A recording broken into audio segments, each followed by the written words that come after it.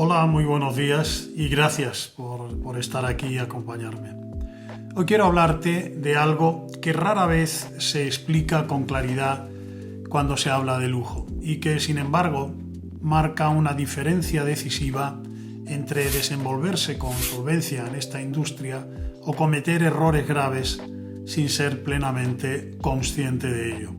Me refiero a la psicología del cliente de lujo, porque trabajar con clientes de lujo no consiste únicamente en ofrecer un buen producto o en prestar un servicio técnicamente correcto.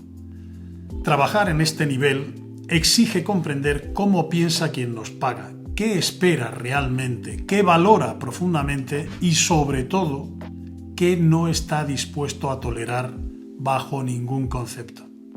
Mi objetivo en este vídeo es ayudarte a entender cuáles son las motivaciones reales del cliente de lujo, cuáles son sus rituales y cuáles son sus expectativas auténticas, no desde la teoría, sino tal y como se vive en la práctica cotidiana. Porque el lujo no se entiende desde fuera, se entiende cuando se observa con criterio, con formación y con una mirada suficientemente entrenada. Uno de los errores más habituales cuando alguien empieza a trabajar con clientes de lujo es pensar que todos buscan lo mismo, que lo único que persiguen es estatus, reconocimiento o exclusividad. Y cuando estos elementos forman parte del conjunto, esta simple reducción es una simplificación muy peligrosa. El cliente de lujo no es un cliente impulsivo, es por lo general una persona que ha aprendido muchas veces a través de experiencias personales previas a proteger su tiempo, a cuidar su imagen y a preservar su tranquilidad. Y esas experiencias previas transforman por completo el modo en el que se relaciona con marcas, con espacios y con profesionales. Si vamos más allá de la apariencia, el cliente de lujo suele actuar por motivaciones muy concretas. Por supuesto, existe una dimensión de reconocimiento y de estatus, pero no en el sentido de exhibirse, sino en el de sentirse en un entorno que le reconoce sin necesidad de dar ningún tipo de explicación. También hay una búsqueda clara de exclusividad, entendida no como rareza, sino como acceso a experiencias diseñadas para muy pocos. Y hay un elemento fundamental del que se habla también muy poco, pero que es absolutamente determinante: la necesidad de privacidad, la necesidad de tener comodidad. Esto nos lleva a un concepto clave, que es la seguridad simbólica.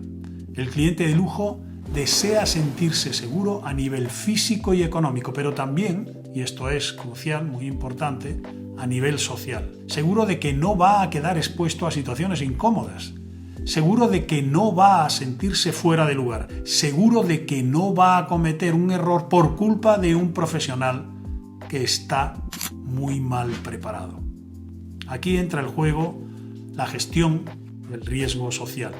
Cada interacción, cada gesto, cada palabra es una situación en la que su imagen, su estatus y su comodidad están en juego.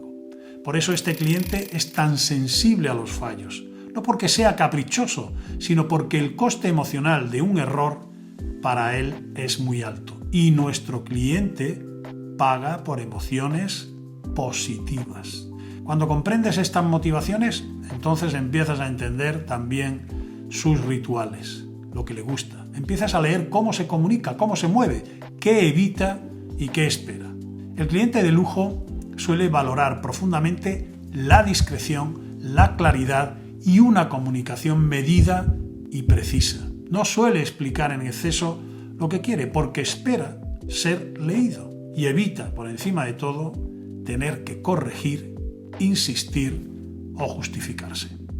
Pero cuando eso ocurre, la experiencia ya se ha deteriorado. El cliente de lujo busca sentirse en todo momento acompañado, desde luego, sin sentirse invadido en su intimidad. Gran parte de la experiencia de lujo se construye a partir de lo invisible.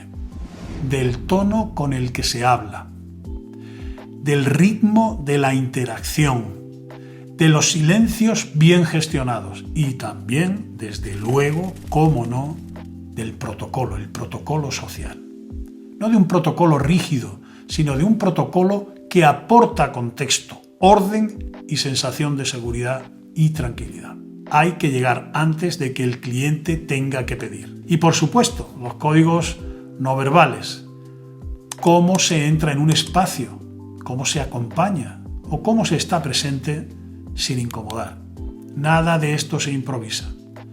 Todo absolutamente se puede enseñar y se puede entrenar.